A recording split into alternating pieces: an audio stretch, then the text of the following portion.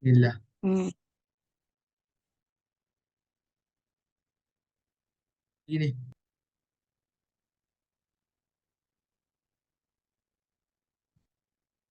saya start eh. Ah. Assalamualaikum warahmatullahi wabarakatuh. Saya Muhammad Haziq Haziman bin Roslan, memegang nombor matrik di 202101098553. Saya daripada saya adalah pelajar daripada Universiti Pendidikan Sultan Idris, dan pada hari ini saya meminta izin cikgu untuk menjalankan assignment saya wawancara kediri daripada subjek KPG 3013, iaitu Insan Pendidikan, Insan Guru Profesional. Sebelum kita memulakan temuduga kita, bolehkah cikgu menceritakan latar belakang cikgu? Bismillahirrahmanirrahim. Waalaikumsalam warahmatullahi wabarakatuh. Terima kasih kepada Haziq kerana memilih Ustazah sebagai seorang, kata orang, untuk interview lah. Tapi Alhamdulillah. Ustazah ni bukanlah orang yang kira terbaik lah antara kalangan yang terbaik lagi lah. Tapi insyaAllah Ustazah akan cuba sedaya upaya untuk memenuhi apa orang kata uh, dalam sistem pendidikan lah. Hmm. Jadinya uh, dan tahniah jugalah atas Haziq kerana telah berjaya memasuki Universiti Pendidikan Idris. Semoga terus cemerlang lah. Jadi cerita latar belakang Ustazah ni, Ustazah nama Zaliha binti Jaafar, berasal dari Kampung Losong, Kuala Terengganu. Telah berkahwin dengan Muhammad Kamsani yang berasal dari Dungun. Mempunyai 3 orang anak, dua perempuan, seorang lelaki. Dan pengalaman Ustazah dalam pendidikan selama 17 tahun. Jadi rasa tu je kot apa perkenalan tak. Tak apa. Ustazah Okey. mengajar ya Tak, sepanjang teruskan. sepanjang jadi cikgu 3 buah sekolah dah. Ustazah mengajar yang pertama di SK Parit Baka Tengah di Muar Johor. Kemudian yang kedua SK, empat lah. SK Wakaf Mempelang, Kuala Terengganu. Yang ketiga SK Bukit Perah, Aceh. Dan yang keempat SK Matang. SK Matang ni baru setahun lah. Itu Wah, pengenalan sebanyak. Ustazah baru lagi lah dalam dekat SK Matang. Baru je sebabnya masuk 20 26 hari bulan 1 2023. Tak sampai setahun lagi. Lepas tahun. Okey, seterusnya, selepas Ustazah memperkenalkan diri, saya akan tanya soalan pertama, iaitu Ustazah boleh tak kongsikan apa yang membuatkan Ustazah menjadi seorang guru? Hmm. Um, yang nak jadi seorang guru ni memang salah satunya adalah cita-cita lah daripada kecil suka main apa main dekat papan tu macam ngajar-ngajar, tu memang cita-cita lah. Dan yang kedua, profession perguruan ni merupakan kerjaya yang sangat mulia di mata masyarakat, sebabnya macam saya sendirilah sebelum jadi cikgu. Ustazah rasa kagum je tengok cikgu. Sebab apa? Sebab bila cikgu menyampaikan ilmu, dia boleh melahirkan dia boleh melahirkan anak buah dia tu menjadi orang yang berjaya di masa akan datang. Maknanya dengan usaha cikgu tu lah. Cikgu mengajar dan kata dalam kelas 30 orang. Katalah 30 orang tu bukannya semua berjaya, tapi sekurang-kurangnya separuh yang berjaya menjadi manusia yang berguna. Itulah profession perguruan ni merupakan kerjaya yang mulia lah. Mulia di mata masyarakat dan mulia di sisi Allah. Sebab apa? Sebab Nabi kata balighu anni walau ayah, sampaikanlah kepadaku walaupun satu ayat. Maknanya bila kita sampaikan ilmu pada orang, orang ikut, itulah pahala, itulah ladang kita untuk menuju ke akhirat. Dan yang ketiga, tanggungjawab kita kepada anak didik kita. Sebab kita menyampaikan ilmu pengetahuan, kita ada ilmu, kita sampaikan kepada anak buah kita, kepada anak didik kita, supaya melahirkan insan yang berguna kepada diri dia, kepada keluarga dia, masyarakat dia, negara dan agama dia. Kemudian nak jadi cikgu ni merupakan minat jugalah. Kalau tak ada minat, ada orang dia pandai tapi tak ada minat untuk jadi cikgu, tak boleh juga. Jadi minat pun merupakan salah satulah. Dan yang kelima, cabaran. Ni bila nak jadi cikgu, kita mesti kena ada cabaran. Sebab apa? Sebab kita jadi yang kelima tu cabaran lah, cabaran untuk jadi cikgu ni. Sebab apa nak jadi cikgu? Sebab bila kita ngajar, bukan semua anak murid kita tu boleh berjaya dalam pendidikan. Tak? Contohnya dalam kelas kita orang, 30 orang tu tak semestinya pandai belaka. Kita tak boleh, kita jangan anggap macam gitu. Sebab tu kita kena tanam dulu dalam diri kita supaya ini adalah cabaran. Maknanya budak yang tak pandai, kita kena usaha lebih jadi pandai. Contoh kalau ustazah jadi ustazah kan, jadi ustazah akan akan titik beratkan pasal solat, baca Quran. Jadi bila budak tu tak pandai solat, kita kena usaha macam mana nak suruh dia jadi pandai juga, mana-mana pun pandai juga. Itulah salah satu. Dan cabaran yang teruk sekali, ada pengalaman saya sendirilah. Ada budak darjah 6 yang tak boleh mengucap. Saya rasa macam nak menitiskan air mata. Tapi kita cuba suruh dia ikut, alhamdulillah, maknanya boleh. Tapi itulah cabaran dan itulah kenapa ustazah nak jadi cikgu. Itu je lah. Katanya ustazah nak jadi cikgu sebab ustazah ni ada minat dari kecil. Dengan tanggungjawab ustazah sendirilah.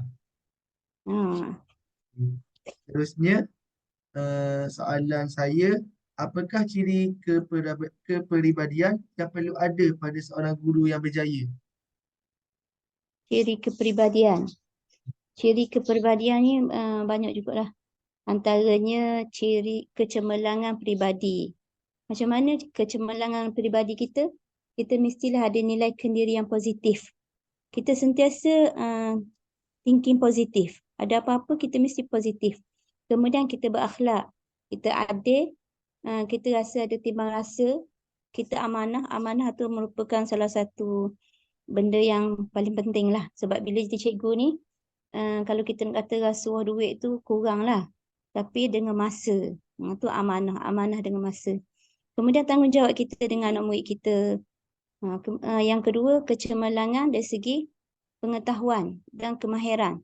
Maknanya kita mesti kena gali ilmu supaya kita ni menjadi orang yang berilmu.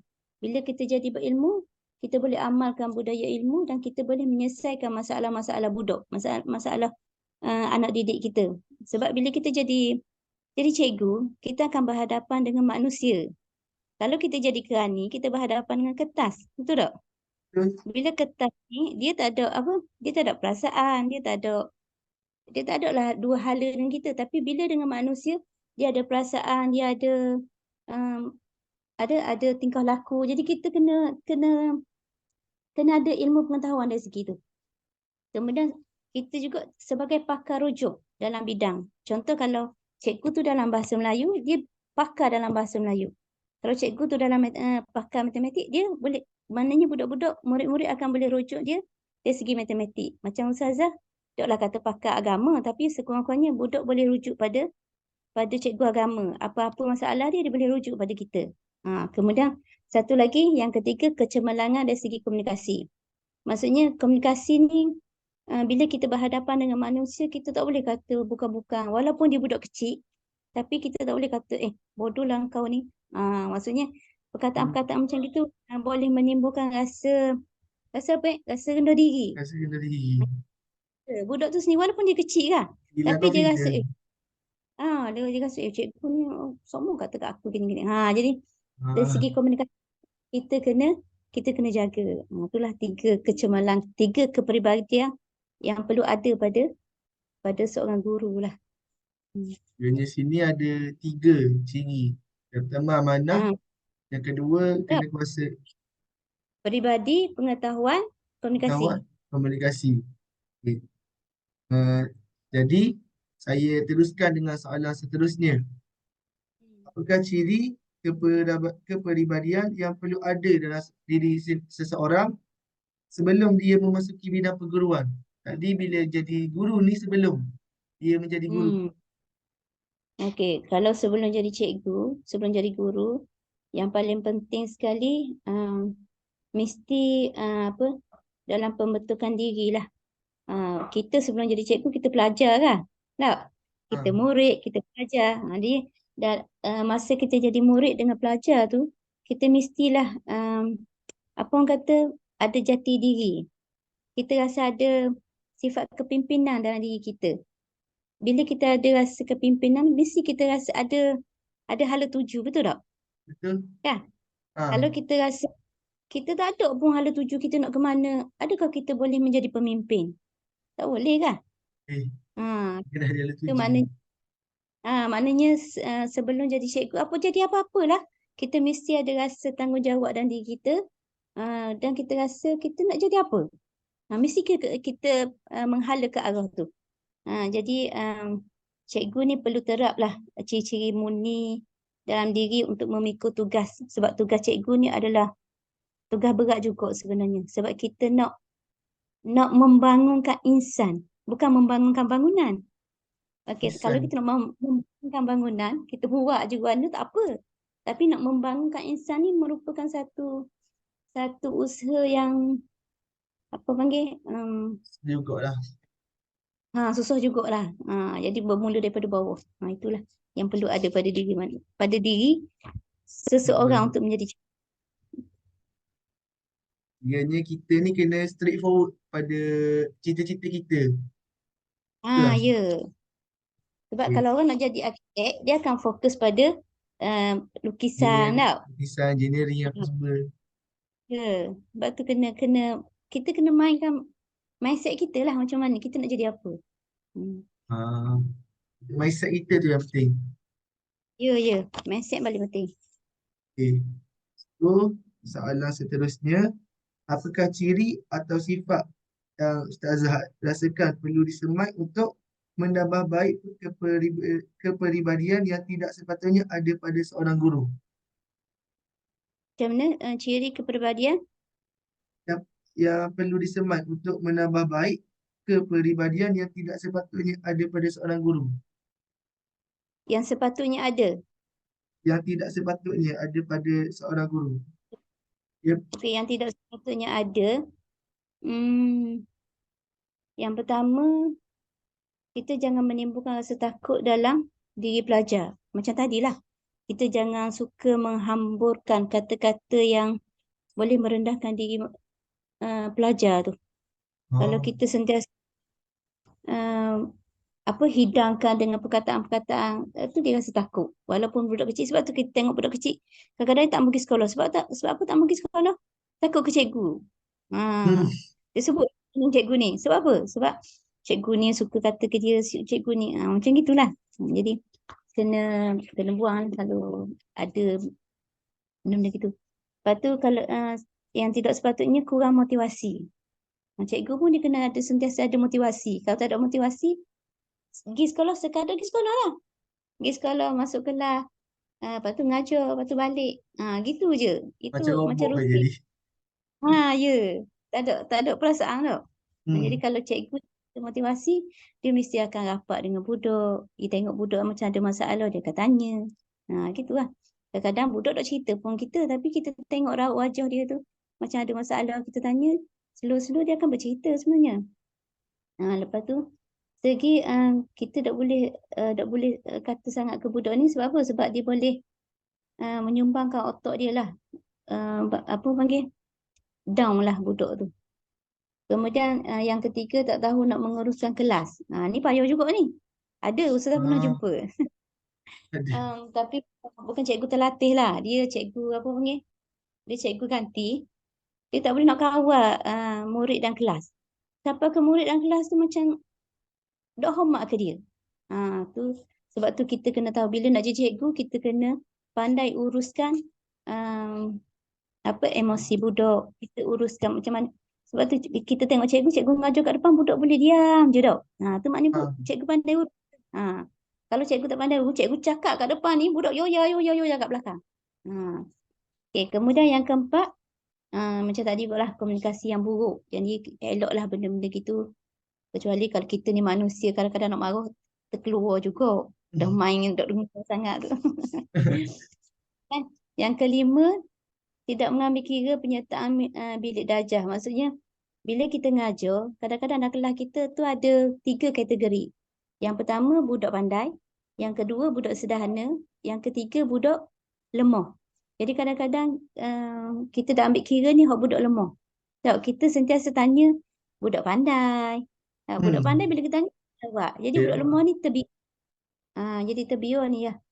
Bahaya sikit lah. Sebab dia boleh dia rasa cikgu dia dok sayang dia, cikgu dia dok cakna ke dia, dan dia pula dia tak boleh nak apa panggil, nak improve diri dia tu supaya dia boleh aktif dalam kelas. Sebab tu kita tengok budak yang tak pandai ni dia main lah, dia suka kacau kawan lah. Tu lah, tu salah satu ni. Jadi kita ni saya kata kena ada motivasi nak pergi kerja. Lepas tu jangan komunikasi tu yang paling penting. Ya, komunikasi tu Okay. penting tu. Maksudnya dia Dia bawa siapa ke banyak bilik. dia kena banyak bersabar. Ya, betul-betul. Terus, Asal minal iman. sabar itu sebahagian dari iman. Lepas tu saya teruskan pada soalan seterusnya. Apakah ciri yang tidak sepatutnya ada pada seorang guru? Awak ni lah. Ciri yang Jadi, tidak sepatutnya guru. Kan? tadi saya tukar soalan. Soalan ni, jika contoh guru tu ada ciri yang tidak sepatutnya, apakah cara penambahbaikan supaya guru tu jadi lebih baik? Ni bukan harapan tau. Kan? Harapan ke? Apa last sekali? Macam mana tu? Nanti ya. Tadi yang tidak sepatutnya ada pada guru. Ha, Okay, yang kedua, sebenarnya hak yang terbaru ni apa? Yang harus yang ada ditambah baik. Soalan tambah sebelum. baik. Soalan sebelum. Sebelum dia. Ha, Okay. Nak tambah baik, kita mestilah dari kita tu, kita kena terapkan dari kita tu dibagi kepada 3 aspek. Yang pertama sifat peribadi, yang kedua tingkah laku, yang ketiga sifat kualiti profesional. Macam mana sifat peribadi? Sifat peribadi ni macam kita baik hati, kita suka berjenaka, kita kesabaran kita tinggi, tanggungjawab kita, yakin dengan pekerjaan kita dan yakin dengan Allah, apa benda yang kita buat, Allah akan bantu kita. Kemudian kita ada sifat kepimpinan. Sifat kepimpinan penting untuk seseorang cikgu. Kemudian yang kedua, tingkah laku. Tingkah laku macam mana pula? Tingkah laku mesti menepati masa. Macam tadilah Ustaz cakap kan. Sebab cikgu ni tak ada lah kata rasuah dari segi duit tu, jauh lah.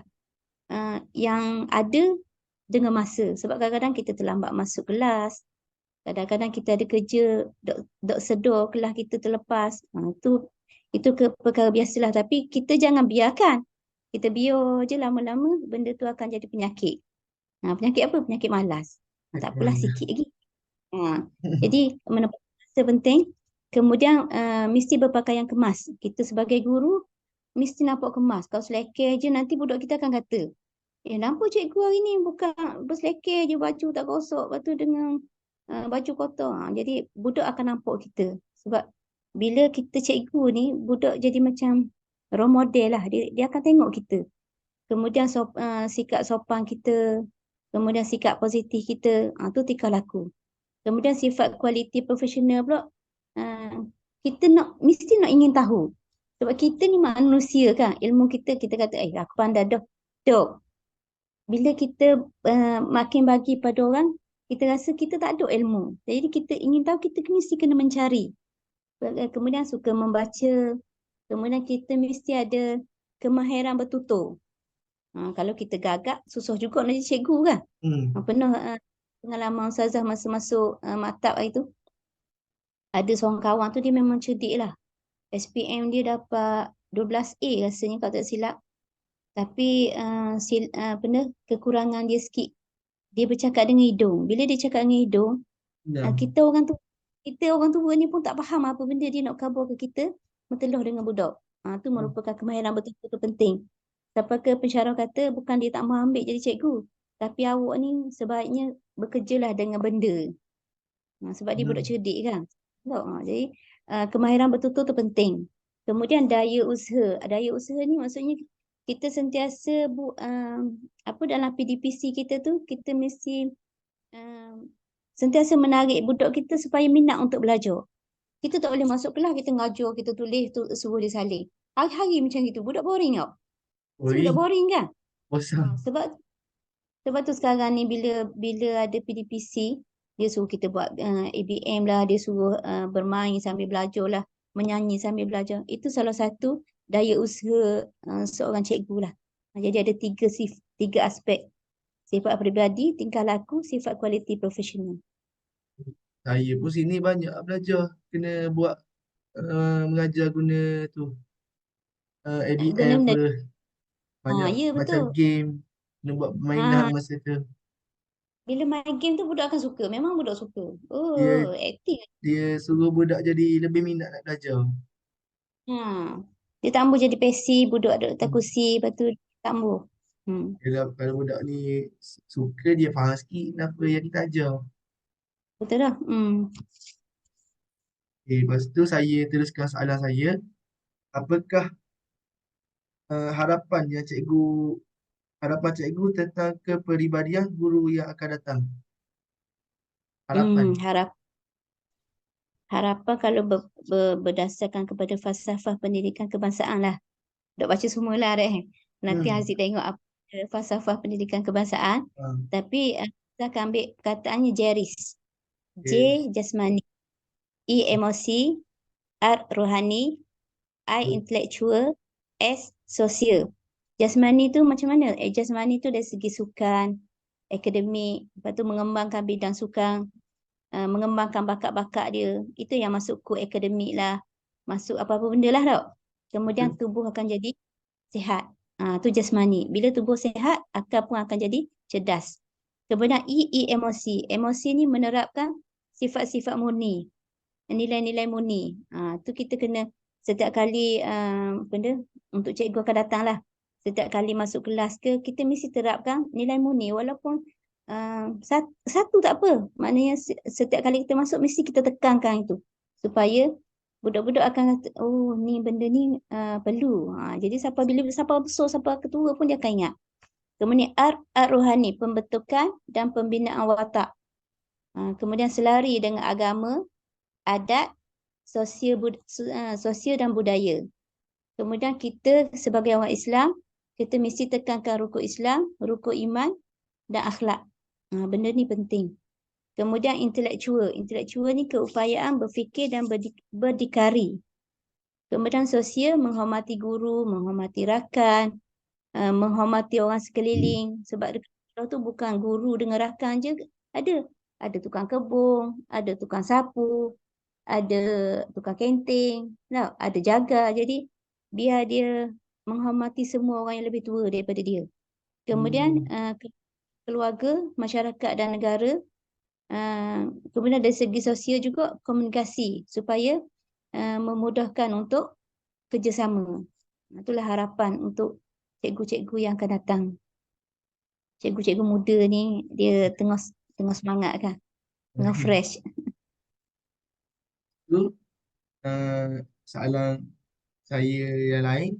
Apakah nasihat yang Ustazah boleh berikan kepada kami sebagai bakal insan guru profesional? Bakal bakal guru. Banyak juga sebenarnya, ada 7 nasihat. 7 nasihat. Macam lagu. Yang pertama, mesti adab guru dengan murid lah, adab guru kepada muridnya. Biasa cikgu muda ni dia emosi dia apa panggil? Uh, Lagu. dia orang muda kan, jadi cepat nak marah, cepat ni. Tu kena tu sikit lah. Jadi yang pertama, tujuan mengajar adalah mendapat redha ilahi.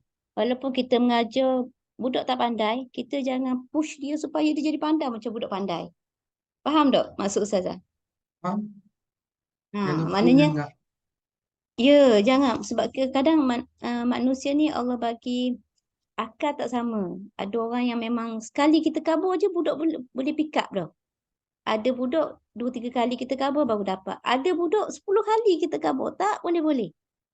Jadinya maknanya tahap pemikiran budak tak sama. Jadi kita ingatlah tujuan kita mengajar ni adalah untuk mendapat redha Allah. Bila kita ingat benda tu, insya-Allah kita tak akan marah ke budak tu.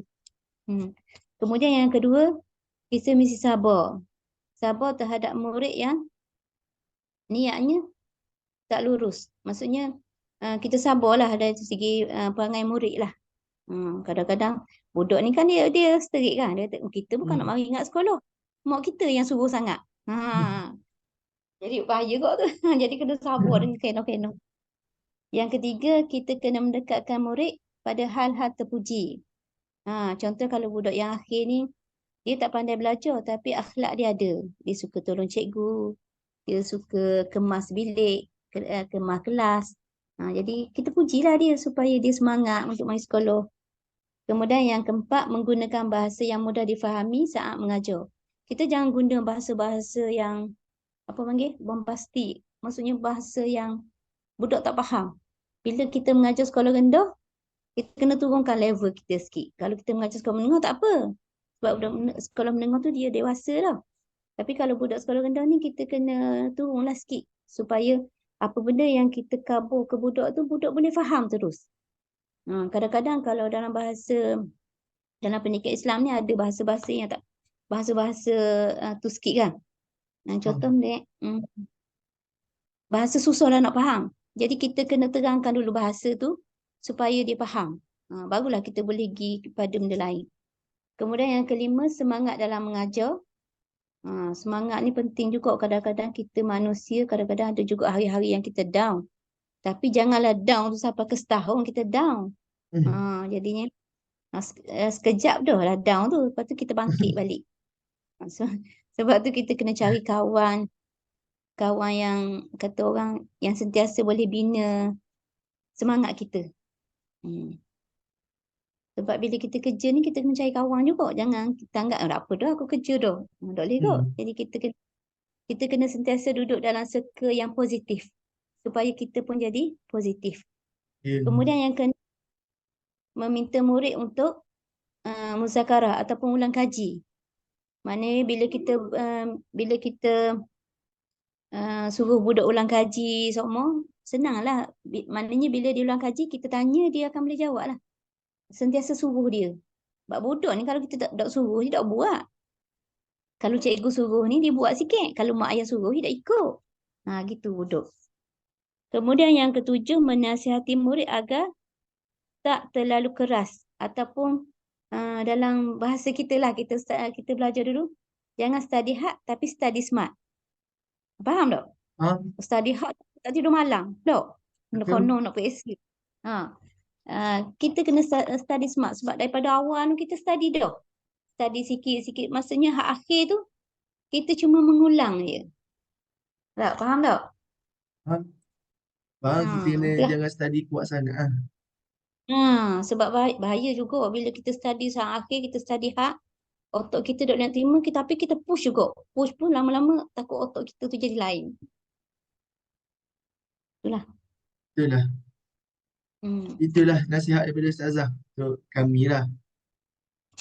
Semoga menjadi iktibarlah untuk Ustazah sendiri pun dan untuk Haziq serta rakan-rakan yang bakal untuk menjadi cikgu. Bakal guru muda. Ya, sini kita kesetukan masa sebab Zoom ni 10 minit lagi boleh guna. Oh, ya ke? Alamak. Jadi tu soalan terakhir lah. Dia ada dua soalan ni, saya kira beng lah. Dia tak ada. Jadi ada kata-kata terakhir daripada Ustazah untuk interview ni. Ada pesanan satu pesanan daripada Imam Malik. Dia kata kalau nak berjaya dalam hidup, mesti ada 4 perkara. Yang pertama, kenderaan yang tangkas. Yang kedua, rumah yang lapang. Yang ketiga, pakaian yang cantik. Yang keempat, pelita yang menerangi. Itu bahasa kiasan.